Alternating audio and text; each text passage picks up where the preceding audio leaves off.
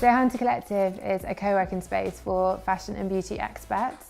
So we created basically a salon that our members, who are freelance experts across hair, beauty and fashion, can come in and use the space whenever they please, to work with their clients. It's a really different kind of approach to working in this industry. But for us, we felt it was needed.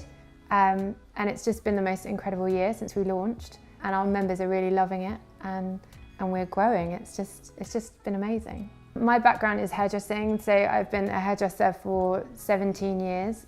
And basically, having loved my career from apprentice to finished stylist, I'd gone through each avenue. I'd travelled, I'd educated, I'd done a bit of session, and I just enjoyed all of it. But I couldn't understand where the next step for me was, because I didn't want to open my own salon, because I kind of felt like the salon industry, the salon setup, the model, it hadn't really changed. You have a salon owner and then stylists and apprentices, and it hadn't really changed from the 60s really. So I really took a step back, and I spent a long time, I went out to New York, I travelled across Europe talking to different people, and I looked at design industry, I looked at tech, and I just thought, wow, how are these future building companies working? And I was totally inspired and motivated by the different micro brands, the micro businesses that all work within these co-working spaces. It just felt like that was the natural step forward. It was I need to build a place where everyone can be freelance and build their own businesses in the comfort of being in a community of like-minded, exceptional experts. So that's where Hunter Collective comes from in a nutshell. Is basically I felt like the industry needed to move forward, and so this is my contribution to the industry that I love, I guess. So the event side of Hunter Collective was a really organic process. We never, at the beginning, we didn't build it to host events. And then I think just basically because of the size and the impact visually that the space has, we were all the time just coming up with people requesting to shoot here and run events here and do PR days and all sorts of crazy things. And we were just wow, let's give it a go. So I feel really proud that we have worked with a real array from big global brands who have just blown my mind, when they rock up with their big teams, and I'm just whoa, they're gonna come here, this is just insane. To the completely polarized side of it, which is giving our amazing members and the smaller independent brands an opportunity to work and build their masterclasses, build their online content, and create a safe space for them to test their ideas. One of the things that I'm really proud of that we do here is our business breakfast, which a friend of mine and I started a few months ago.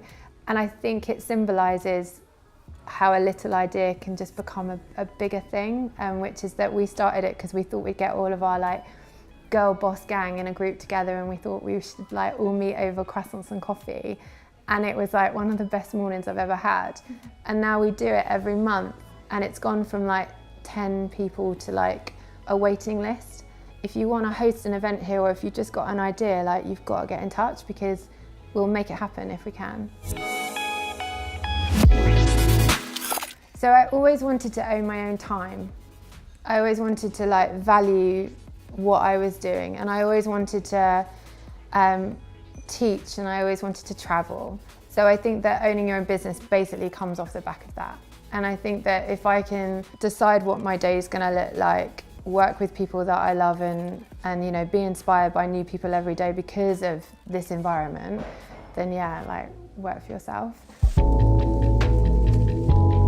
Nico, my business partner, came in at a crucial time because I was the creative. So I had all these ideas, and I was this is how it's going to work, and this is how it's going to look, and this is how we're going to change things. And I'm so passionate about it. And then Nico came in and was like, and this is how it's actually going to work. This is how it's actually going to run. And I was like, okay, great. And he formulated it all onto like this business plan. It was a need. I needed to create something that meant that I could be independent, that I could work with my clients in a way that I wanted to deliver a service that I wanted to. And I also wanted to work in an environment where everybody was passionate and in the same kind of headspace as me.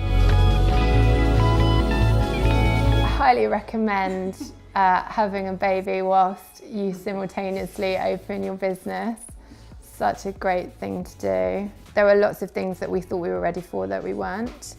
I think on a business side of things, money is a real massive factor that can't be underestimated. I think cash flow, I've never heard the word cash flow in my life, and now I talk about cash flow every day. And I think also expectations, like be realistic with where your business is. So I feel I've got quite big ideas and big plans for where I want Hunter Collective to be. We want this to be globally recognised, but I think you have to then consolidate that all into a very practical step-by-step. Just have your big plans and then have your reality check. And I would say try and do that every day. We do so many different things. We hold so many incredible events that are targeted at a mixture of like music, beauty and empowerment and education, because we know that we can just reach out to so many different diverse mixtures of people. Obviously our social media side of things and, you know, blog, newsletter, updates. I mean, they're just so important now. You've got to have that kind of like all-encompassing comms side of your business that I'm learning. Even now I'm only like at the very beginning of my learning on that. But the strongest way so far has been through word of mouth. I'm so proud and thankful to anyone that has recommended Hunter Collective to their like peers or the industry, because so much love, so thank you.